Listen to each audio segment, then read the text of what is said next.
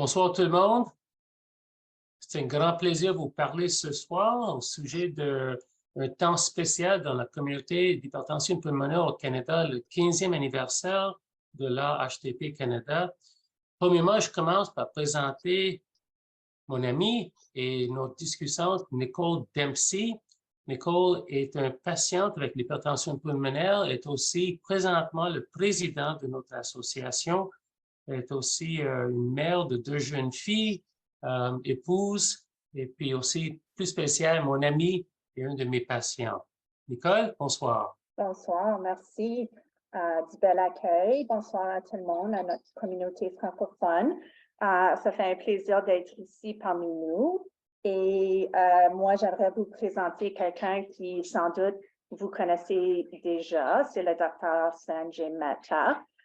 Qui est non seulement docteur, il est ami éternel de l'association, les membres du conseil de l'administration, ancien président du conseil, professeur de médecine et directeur de la clinique de la HTP à London. Je crois que c'est tout, oui. Et mon ami, et mon docteur personnel, mon spécialiste. C'est parfait. Oui. Merci beaucoup. Donc, Ouais. premièrement, Nicole, ce soir, comment ça va? La vie, on vient de sortir de 3 ans de la folie de COVID. Toi, de façon médicale, la vie, ça va bien? Oui, la vie, ça va bien.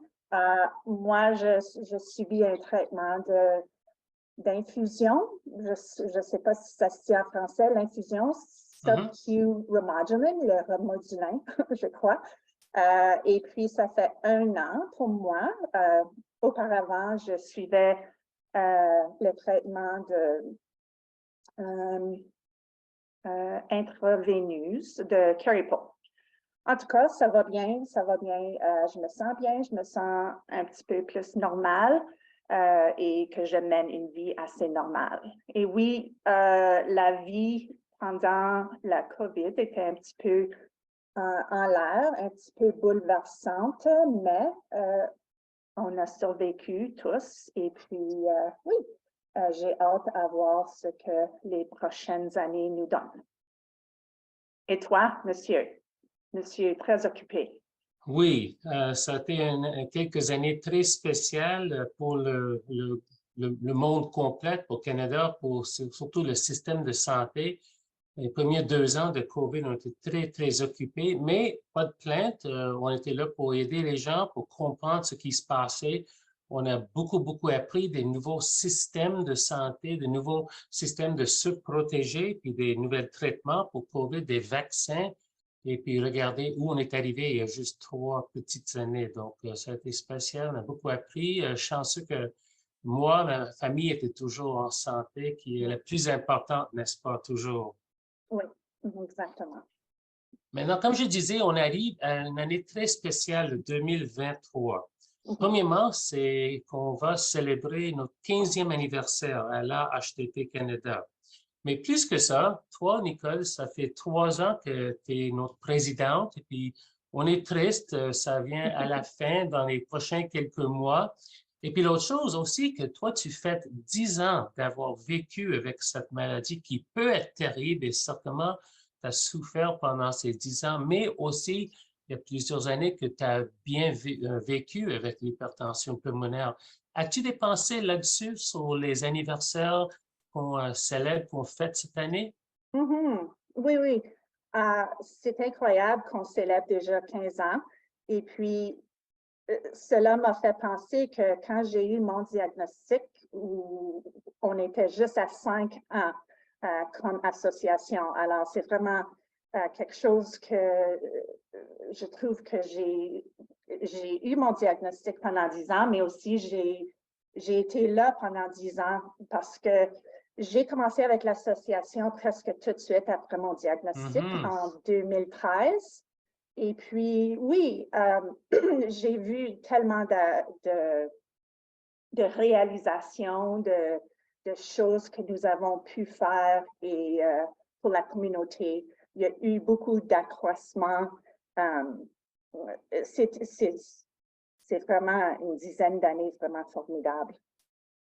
Excellent. Oui, malgré que en même temps, je vivais avec cette maladie, mais c'est une communauté assez, une communauté proche, et puis on n'est jamais seul. Ça, c'est la réalité. Et tu as accepté d'être présidente il y a 3 ans, qui est un défi, une grande responsabilité, parce que tu es au courant, peut-être d'autres aussi, que pendant nos 15 ans, ça d'habitude, ce n'était pas des patients. Vous savez bien, la première, avant ça, notre premier président, c'était notre ami Darren Bell, qui était père d'un jeune enfant avec l'hypertension pulmonaire. Il y avait Frank Boone, qui est un ami à Loretta Chow de Toronto, une patiente avec l'hypertension pulmonaire.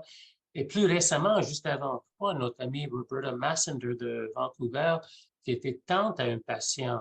Donc, assez spécial que toi, tu es notre première patiente à être présidente. Et c'était pas tout d'un coup, c'était après avoir déjà été partie de la communauté depuis plusieurs années. Donc, je te demande, comme patient, tu te soignais, tu t'en occupais de tes jeunes filles, la famille. Comment est-ce que tu t'es impliqué si tôt et si vite dans la communauté d'hypertension pulmonaire?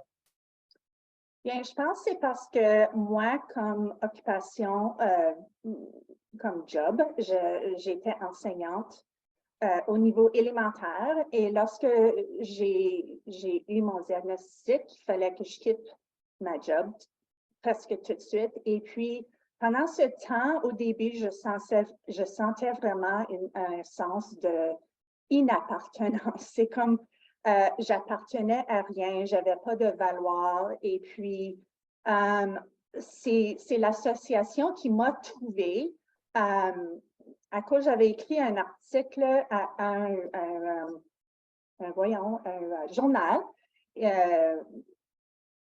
C'était à propos d'un incident que j'ai vécu lorsque j'étais dans le public, puis j'avais stationné à une place pour les handicapés, et puis quelqu'un m'a approché. En tout cas, j'ai écrit au sujet de cet incident-là, et puis c'est l'association qui avait vu cet article.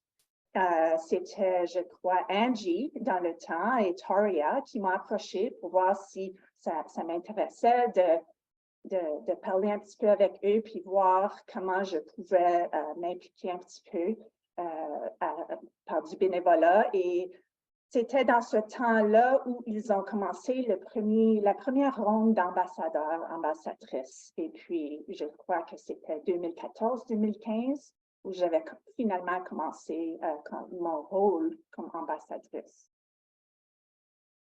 Très bien. Et je me souviens bien, comme ambassadrice, la défense de la cause est une grande partie que tu voulais vraiment jouer un grand rôle. Souviens-tu de ça? Oui, parce que pour moi, au début, j'avais commencé avec les médicaments oraux. Et puis, je trouvais que c'était très important que tout le monde dans la communauté, tout le monde qui est atteint de cette maladie, ait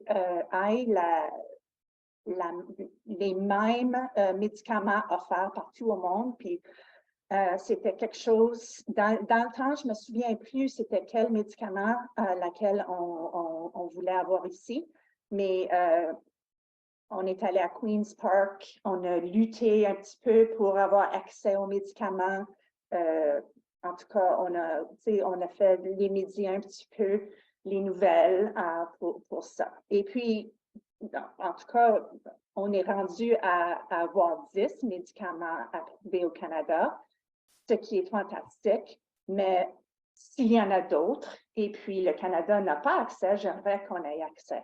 Et puis, je sais que c'est différent pour toutes les provinces, alors j'aimerais ça que ce soit chaque province ait les mêmes opportunités, les mêmes occasions d'avoir l'accès aux médicaments.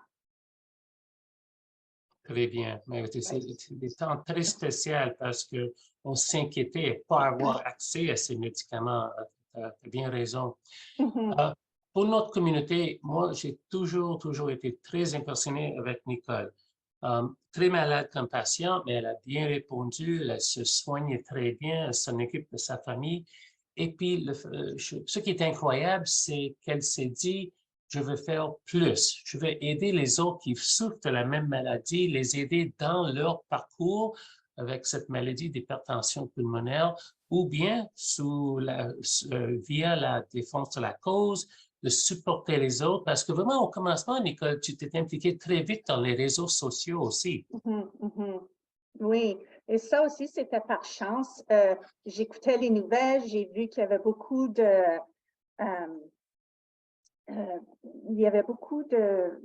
comment on dit, sensibilisation aux les différentes sortes de cancers. Et j'ai dit, bien, c'est donc dommage. Les maladies rares ont presque pas de sensibilisation aux nouvelles pendant les mois importants. Et puis, j'ai juste écrit une petite note à CTV News. Et puis, tout de suite, ils m'ont appelé, c'était le mois de mai, je crois, ou peut-être c'était novembre pour le mois de la sensibilisation. Et puis, ils ont dit, est-ce qu'on peut venir chez toi tout de suite? On aimerait te donner une entrevue. Et puis, j'ai dit, oui, certainement.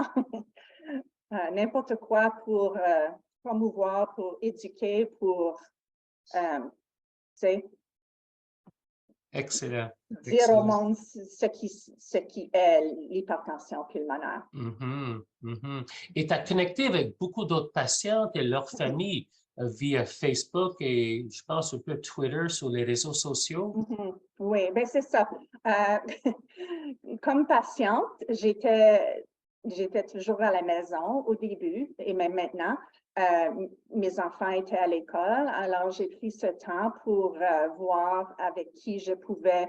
Je voulais être en même association avec d'autres patientes qui subissaient la même maladie. Et puis, c'est dans ce temps-là que je trouvais différents groupes à Facebook, Instagram, Twitter. Et puis, oui, c'est cela où j'ai décidé aussi, il y avait un autre groupe de Facebook pour la famille canadienne qui était, c'était un groupe qui a été ouvert, qui a été commencé par Lynn Marie.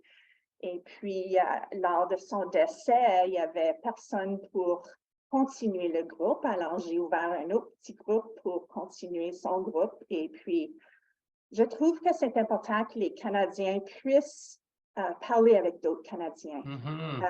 Il y a plein de groupes américains, c'est fantastique, mais ce que j'ai découvert au début, c'est que leurs besoins et nos besoins sont vraiment différents. Aide-moi ici, leur healthcare, leur système de santé, oui. Oui, leurs soins de santé, leurs besoins, c'est hyper différent. Alors, moi, je voulais vraiment faire un focus sur les Canadiens et notre communauté. Tu t'es impliqué très vite dans la communauté, très tôt après le diagnostic. Est-ce qu'il y avait quelqu'un ou peut-être plusieurs personnes que tu avais rencontrées qui t'ont motivé ou qui t'ont impressionné qu'ils faisaient ça déjà? Non, pas vraiment, parce que les premières personnes, vraiment la première personne avec PH, hypertension pulmonaire, c'était Grace. Grace, c'était, voyons. C'est notre amie Grace Wickenheiser. Oui, Grace Wickenheiser, qui habitait pas loin de moi. Et puis, je pense, je l'avais rencontrée sur Facebook. Et puis, elle allait à les rencontres à Toronto. Dans le temps, il y avait des rencontres à Toronto. Et puis, c'est avec elle que j'ai commencé un petit peu ce séjour. Et puis, dans le temps, elle m'avait parlé un petit peu de son séjour avec son Hickman dans la poitrine. Son cathéter, oui. Oui, parce que moi, sous peu, j'allais commencer Carrie Paul. Alors oui, c'est vraiment avec elle et c'est pas nécessaire qu'elle, parce qu'elle n'était pas impliquée sur Facebook tellement. Elle était plus impliquée avec les rencontres à London. Alors, elle préférait ça de face à face, oui. Oui. Puis, par la suite, j'avais rencontré quelques personnes un petit peu ici et là, quelques personnes canadiennes, et puis, oui, c'est ça. Fantastique. Mhm. Donc, venant maintenant à la fin de ton séjour sur le conseil d'administration, puis aussi comme président 3 ans, t'es quoi le plus fier de quoi que tu as achevé pendant ces années? Ah, bien sûrement, c'est le fait que je suis la première patiente qui a siégé sur ce conseil. Et puis, même si parfois je ne sais pas qu'est-ce que je fais, j'ai toujours mon entourage qui m'aide. Et puis, j'ai jamais connu l'importance d'avoir des patientes comme directeur même. Mais c'est très important d'avoir la voix de quelqu'un qui vit avec la maladie et qui vit avec ceci chaque jour. Mhm. Alors oui, c'est ça. Je suis fière de ça. Je suis fière de toutes les choses qu'on a pu accomplir, même dans mon rôle comme directrice avant que je suis devenue la présidente. Oui. Fantastique. Mhm. Maintenant, tu as été présidente durant une période, comme on a parlé auparavant, très difficile au Canada, partout au monde, COVID. Donc, même pour les familles, comment est-ce que tu as trouvé ça? Oui, ça a été une période très difficile et même avec le conseil, on a trouvé ça très difficile parce que souvent on se rencontre une fois par année, au moins, des fois 2 fois. Et puis, c'était difficile parce que pendant 3 ans, c'était strictement par virtuel, par ordinateur. Comme ce soir. Oui, comme ce soir. Et puis, je trouve qu'il y avait vraiment un manque d'appartenance. Il y avait comme un gap, un petit peu. Mais je trouve qu'on a pu accomplir vraiment beaucoup de choses pendant ce temps aussi. Autant que le temps de la COVID était vraiment décourageant, on a vraiment pu accomplir beaucoup. Mhm. C'est avec même la marche de 6 minutes virtuelle. Et puis, voyons, on a eu la conférence virtuelle à cause qu'on devait toujours retarder la vraie conférence en personne. Oui, c'était un temps difficile, mais on s'est toujours, on a trouvé une façon de surmonter les difficultés. Mhm. Pardon. Et pendant ces 3 ans comme présidente, y a-t-il quelque chose que tu souhaites qu'on a peut-être euh, essayé de faire qu'on n'a pas achevé? Non, je pensais à cette question-là et puis, oui, on a, pardon, pendant cette période de COVID, excuse-moi,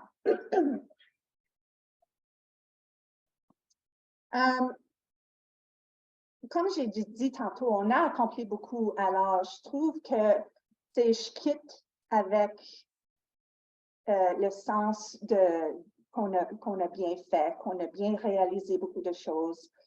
C'est pas comme si je m'en vais puis je dis, on aurait dû faire ça, on aurait dû faire ça. Et puis, c'est important de savoir que moi, j'ai siégé comme directrice pendant les 3 années de COVID.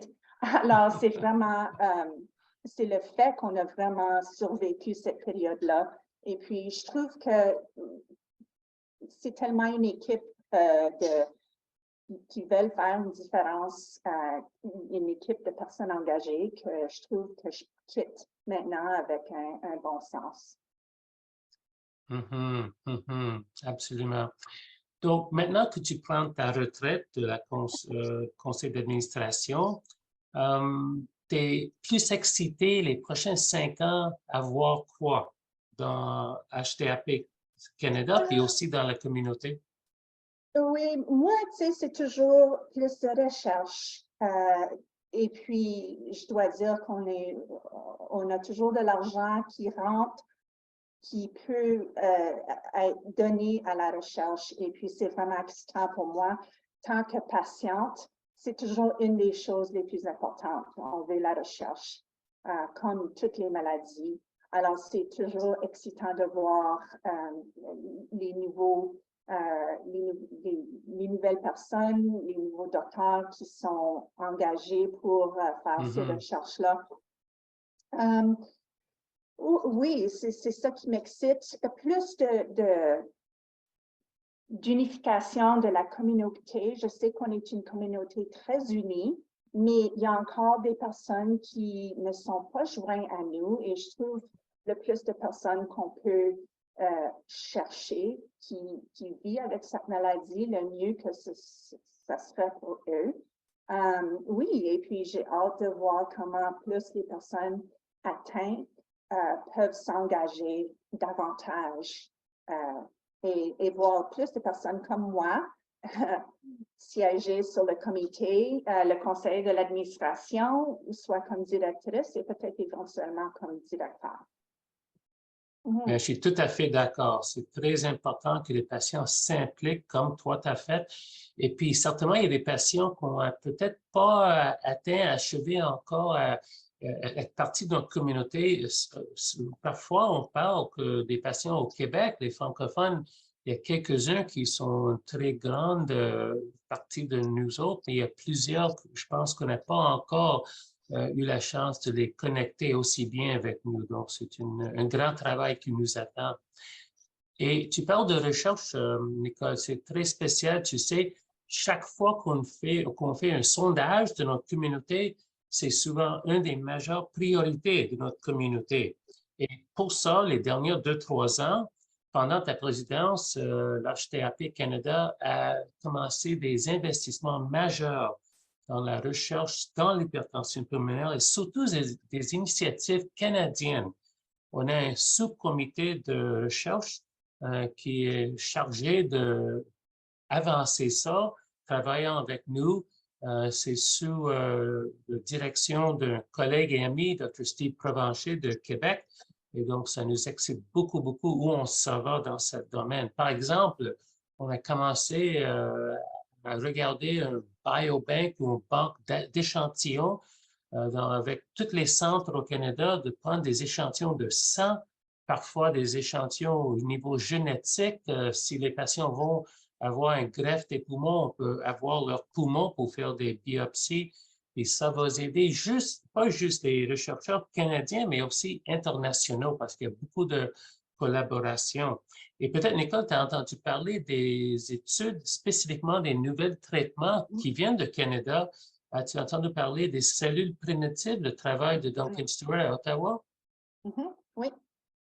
Je ne pense pas que tu étais partie dans cette recherche. On Non, parlait de ça, mais tu étais trop bien. Donc, pour notre audience, c'est très, très intéressant et très excitant de prendre des cellules comme ça, cellules de souche ou primitives des patients avec l'hypertension pulmonaire, leurs propres cellules, dans le laboratoire, les faire croire et puis remettre ça dans le patient pour aider peut-être à ou bien réparer ou peut-être même produire des nouveaux vaisseaux sanguins dans les poumons. Donc, c'est très spécial. Il y a aussi 2 traitements nouveaux, des médicaments qui viennent du travail de notre collègue à Québec, qui sont maintenant dans des essais cliniques pour essayer de voir si ça fonctionne aussi bien qu'ils trouvaient dans le laboratoire. Donc, c'est très spécial. La recherche au Canada en hypertension pulmonaire, ça a toujours été fort, ça fait 30 ans. Et maintenant, on s'implique beaucoup plus à l'HTAP Canada. Donc, Nicole, avec tout ce temps que tu vas avoir à prendre ta retraite de nous autres, qu'est-ce qu'il y a de prochain pour toi? Ben, encore plus de voyages. C'est ça mon but. À chaque fois qu'on voyage comme famille, on est toujours en train on parle du futur. Quel sera le prochain voyage? Mais c'est le fun, surtout avec vos jeunes dames, pas jeunes filles maintenant, Oui. des jeunes dames, des adolescentes. Oui, c'est ça. Donc, certainement, Nicole, tu sais bien que tu vas beaucoup, beaucoup nous manquer pour être sur le conseil comme directrice et comme présidente. Et puis toi, qu'est-ce qui va te manquer le plus? comme j'ai dit un petit peu tantôt, je pense que ce qui va me manquer, c'est le sens d'appartenance à un groupe de personnes engagées. Et puis, je sais que je serai encore partie du groupe de la famille canadienne de l'hypertension pulmonaire, mais c'est toujours, je ne sais pas, c'est le fun d'être parmi un groupe de docteurs, de médecins, de gardes-malades, infirmières, les personnes atteintes, les aides, comment on dit ça, les aides soignants? Les aides prochains, je pense. Aides prochains, oui, c'est ça. Proches aidants. Oui, c'est ça. Les caregivers. En tout cas, c'était comme une petite famille. Alors, c'est ça qui va me manquer, je pense, le plus. Bien, ça se comprend très bien. Mais certainement, ce n'est pas la fin de notre temps ensemble. On va certainement se voir comme amis, comme médecins, patients.